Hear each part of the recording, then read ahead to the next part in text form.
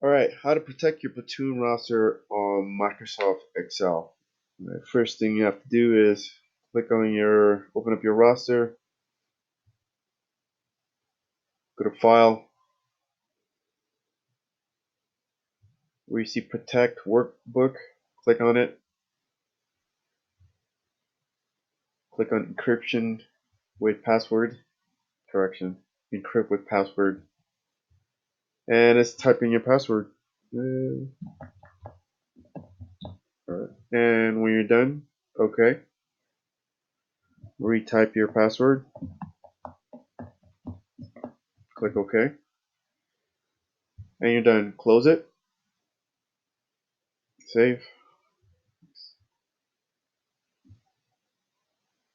and try opening up your Platoon roster again. So let's see what happens. Oh, password. Type in your password. Alright, great.